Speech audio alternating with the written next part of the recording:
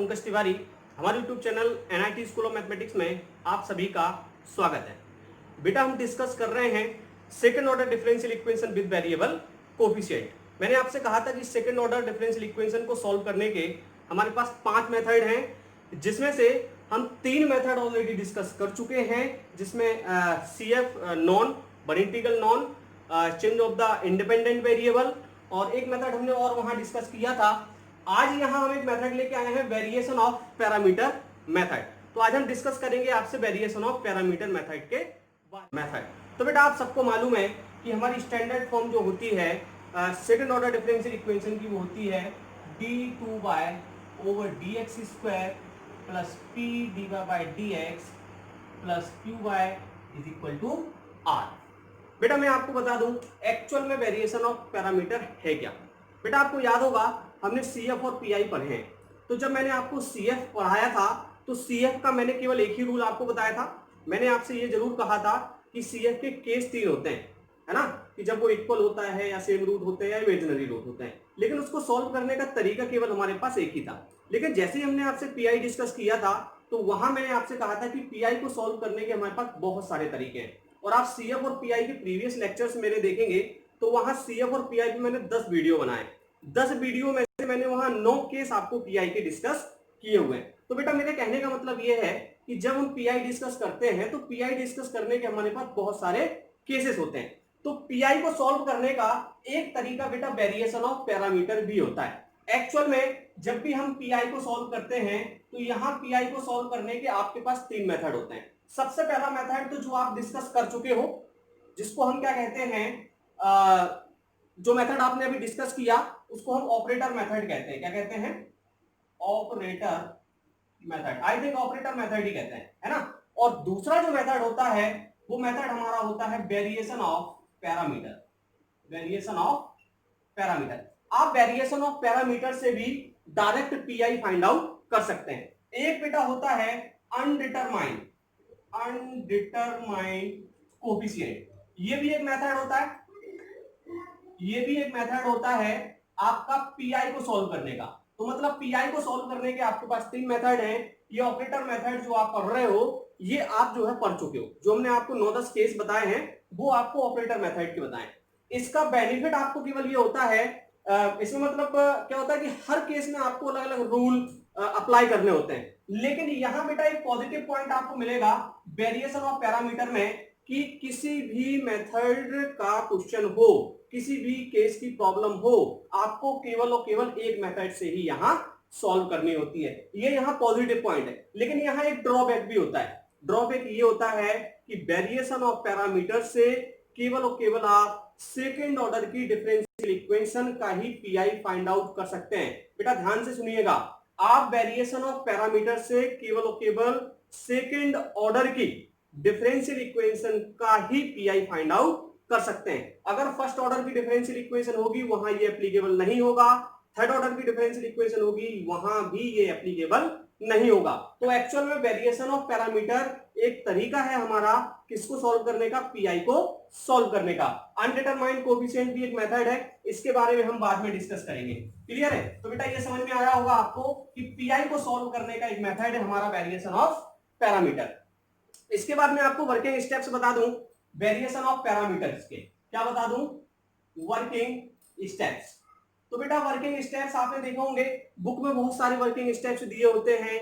वहां W की value भी निकालनी है और ये मैट्रिक डिटरमिनेंट्स भी बनाना है। बहुत सारी प्रोसेस है। मैं यहाँ शॉर्ट में आपको कुछ चीजें बता रहा हूं जो कि आप समझिएगा। यहाँ बेटा क्या करना है, वेरिएशन ऑफ पैरामीटर में सबसे पहला स्टेप हम क्या करेंगे, जो भी डिफरेंशियल इक्वेशन हमें दी होगी उसको इस स्टैंडर्ड फॉर्म में लिखेंगे। इस स्टैंडर्ड फॉर्म में लिखने के बाद हमें क्या करना है ये आपको ध्यान देना है। हमें यहाँ बेटा PI निकालना है। तो कंप्लीट सॉल्यूशन तो CF और PI होता है। तो सबसे पहले हम क्या करेंगे, इसका CF फाइंड आउट करेंगे। क्या फाइंड आउट करेंगे? CF। और सपोज करो हमने CF फाइंड आउट किया और इसका CF हमें मिला C1। आप कुछ भी समझ लो, C1 आपको U मिला प्लस C2 V मिला। U एक फंक्शन है x का और V एक दूसरा फंक्शन है x का। ये समझ में आ रहा है ना, ux या vx। हम इसको ऐसा भी लिख सकते हैं C1 ux plus C2 vx। मतलब इस तरीके से आपको क्या मिला, कोई CF मिला। CF तो आप इसी तरीके से फाइंड आउट करते हो, समझ आ रहा होगा आपको।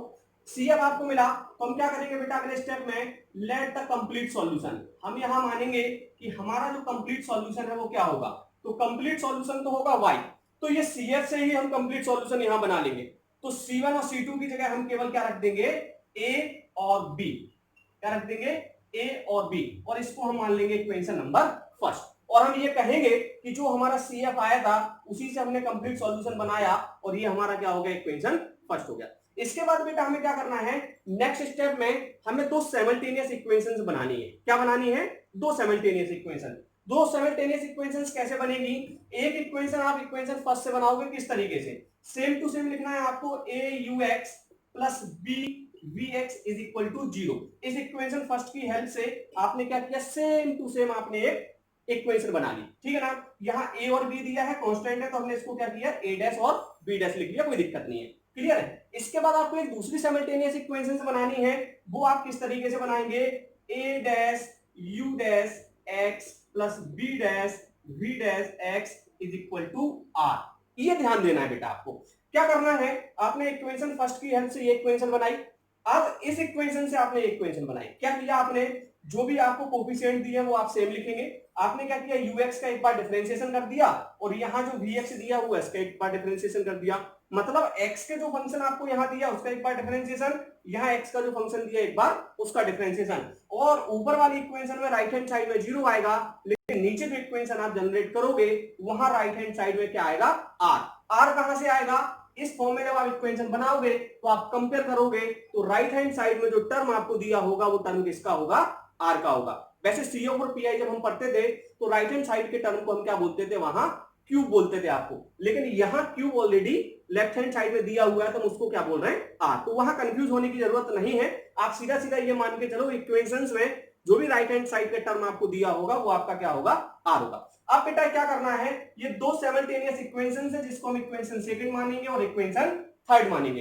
इन दोनों इक्वेशंस को आपको सॉल्व करना है। तो सॉल्व करने का तरीका आपको मालूम है, सॉल्व आप कर सकते हैं ना, सॉल्व करने में तो कोई दिक्कत है नहीं। एलिमिनेशन मेथड यूज करके आप इसको सॉल्व करेंगे, यहाँ के कोएफिशिएंट इक्वल करके इसको सॉल्व करके बेटा आप यहां से वैल्यू फाइंड आउट करेंगे a डैश की, और वैल्यू फाइंड आउट करेंगे आप b डैश की। कैसे क्लियर होगा, अगर ये कैंसिल किया तो वैल्यू आपको b डैश की मिलेगी, और अगर ये कैंसिल किया तो पहले वैल्यू आपको a डैश की मिलेगी।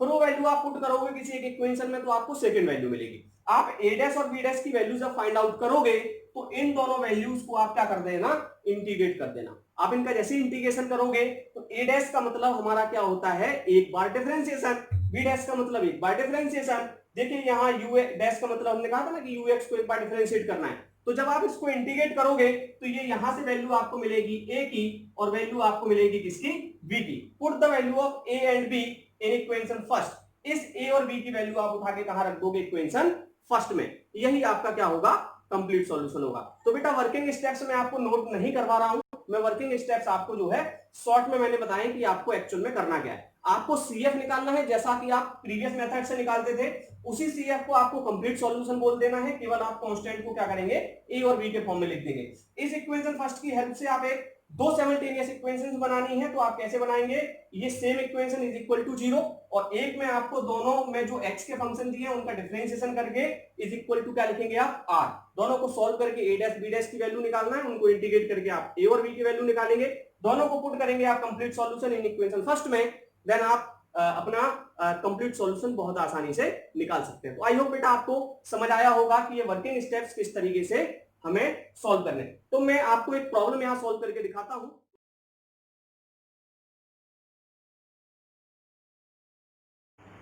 फ्रेंड्स आपकी स्क्रीन पे एक प्रॉब्लम दी है, solve d two over d x square plus y is equal to cosec x. इसको बेटा वेरिएशन ऑफ पैरामीटर से आपको सॉल्व करना है। तो सबसे पहला स्टेप हमने कहा था स्टैंडर्ड फॉर्म में लिखना है, स्टैंडर्ड फॉर्म में ऑलरेडी लिखी हुई है, क्लियर है। हमें इसका CF फाइंड आउट करना है। CF फाइंड आउट करने के लिए इसको सिंबॉलिक फॉर्म में लिखो, तो d square plus 1 y is equal to cosec x. इसकी एक्सिलरी इक्वेशन बेटा आप निकालोगे तो होगी m square plus 1 is equal to 0। यहां से m की वैल्यू निकालोगे तो प्लस माइनस आयोटा आएगी, क्लियर है, इमेजिनरी आ रहा है। अब आप देखेंगे बेटा इसको ध्यान से, इसका CF जो फाइंड आउट होगा वो होगा C1 का cos x plus C2 sin x। ये क्या होगा, इसका CF होगा, क्लियर है। तो हमने CF फाइंड आउट कर लिया। अब हमें लेट करके चलना है, let the complete solution, let the complete solution of equation first, ये इक्वेशन फर्स्ट मान लो, इक्वेशन फर्स्ट इज, इसका कंप्लीट सॉल्यूशन बेटा y इज इक्वल टू हो जाएगा हमारा, आप y इज इक्वल टू क्या लेना है, सेम टू सेम CF लेना है। तो C की जगह हमने A लिख दिया तो A cos x, और C2 की जगह B लिख दिया तो हुआ हमारा B sin x। ये बेटा हमने मान लिया कि हमारा क्या होगा, कंप्लीट सॉल्यूशन होगा, और जिसको हमने इक्वेशन सेकंड मान लिया। इस इक्वेशन सेकंड की हेल्प से हमें क्या करना है, तो सिमल्टेनियस इक्वेशंस बनानी है। कैसे बनेंगे बेटा, सबसे पहले A dash cos x same आएगा, B dash sin x is equal to 0। इसको हमने एक इक्वेशन ले ली जिसको आपने थर्ड बोल दिया। मैंने आपसे कहा था कि a और b कांस्टेंट है तो हमने जो है सेम लिखेंगे। इसके बाद cos x और sin x x के फंक्शन है तो इनको भी हमें क्या करना है, सेम लिखना है, इज इक्वल टू 0।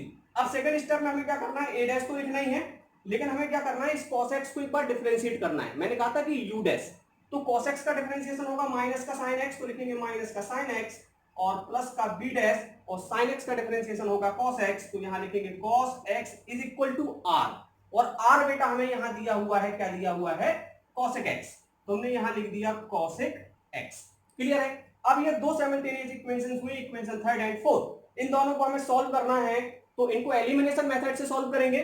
तो सॉल्व करने के लिए इन दोनों के हमें क्या करने पड़ेंगे, कोएफिशिएंट इक्वल करने पड़ेंगे। तो यहां आप देखिए क्या प्रॉब्लम आ रही है, ऊपर इक्वेशन थर्ड में हम sin x से मल्टीप्लाई करेंगे और यहां इक्वेशन 4 में मैं किससे करूंगा, cos x से।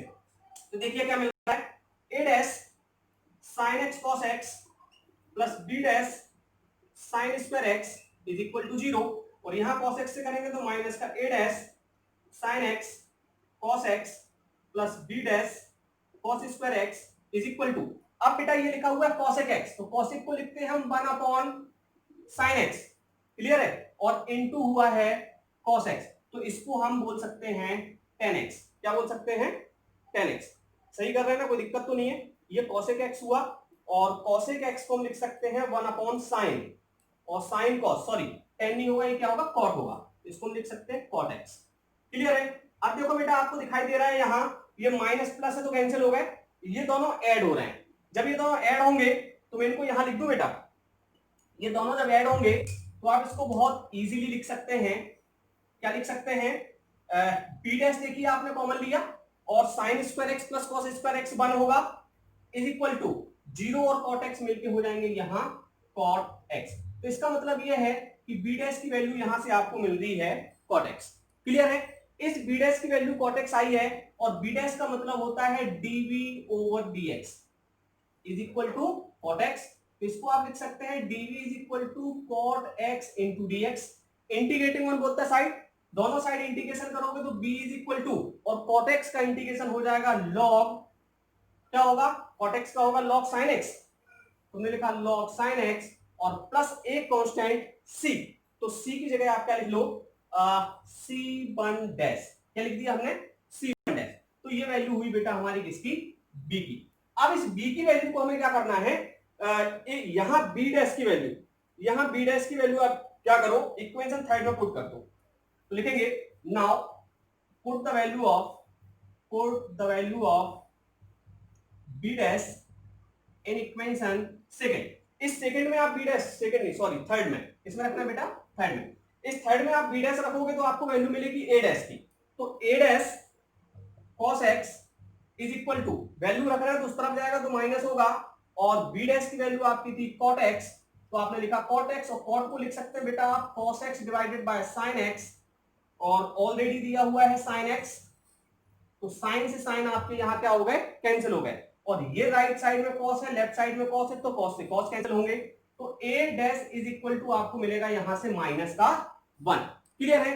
अब a डैश का मतलब भी बेटा क्या होता है, dA over dx is equal to -1, तो इसको भी आप लिख सकते हैं dA is equal to minus का dx, integrating on both the side, तो यहां से a इज इक्वल टू हो जाएगा माइनस का x प्लस एक कांस्टेंट, तो c1 लिया था, अब हमने c2 डैश लिख लिया, तो यहां से किसकी वैल्यू मिलेगी हमें, a की और b की। मैंने आपसे कहा था इसकी a की और b की वैल्यू उठा के हम पुट कर देंगे कहां, ये जो हमने कंप्लीट सॉल्यूशन माना था इक्वेशन सेकंड में, तो आपको क्या मिल जाएगा, आपका कंप्लीट सॉल्यूशन। तो बेटा मैं यहां साफ कर रहा हूं ये ऊपर के टर्म्स, क्लियर है, मैं ये साफ करता हूं, तो लिखेंगे नाउ, आप लिख सकते हैं यहां now put the value, now put the value of a and b in equation second, then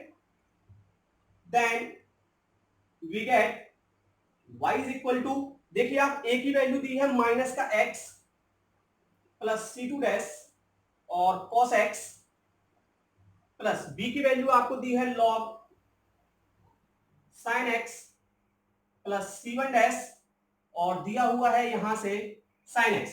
तो बेटा यहां से आप देखिए, मैं इसको सॉल्व कर रहा हूं जरा, पहले मैं c1 लिख लूं, तो c1 dash sin x plus c2 dash cos x, ये यहां से sin x, ये यहां से cos x, फिर यहां से हमने निकाला माइनस का x cos x और यहां से मिला प्लस का log sin x और इनटू sin x। तो this is the complete solution of given differential equation. तो आई होप आपको समझ में आया होगा कि वेरिएशन ऑफ पैरामीटर से हमें किस तरीके से क्वेश्चन को सॉल्व करना है। बहुत आसान था बेटा, आई होप। कुछ प्रॉब्लम्स स्क्रीन पे दी हुई हैं, ये सारी की सारी प्रॉब्लम मोस्ट इंपोर्टेंट प्रॉब्लम है। बहुत सारी यूनिवर्सिटीज में, मैक्सिमम यूनिवर्सिटीज में जो है ये प्रॉब्लम्स जो है आपसे पूछी जाती हैं। 10x पे बेस्ड है, e की power log x, sec x, और अभी हम जो है cosec x पे डिस्कस कर चुके हैं। तो बेटा ये हमारा वेरिएशन ऑफ पैरामीटर का पार्ट फर्स्ट था, हम पार्ट सेकंड आपके सामने लेके आएंगे और पार्ट सेकंड में हम आपको इन प्रॉब्लम्स को जो है सॉल्व करके दिखाएंगे। तो बेटा लेक्चर्स आपको कैसे लग रहे हैं? वीडियो अगर आपको पसंद आ रहा है और चैनल को आप फर्स्ट टाइम वॉच कर रहे हैं तो चैनल को सब्सक्राइब जरूर करें और अपने दोस्तों के साथ शेयर करना ना भूलें।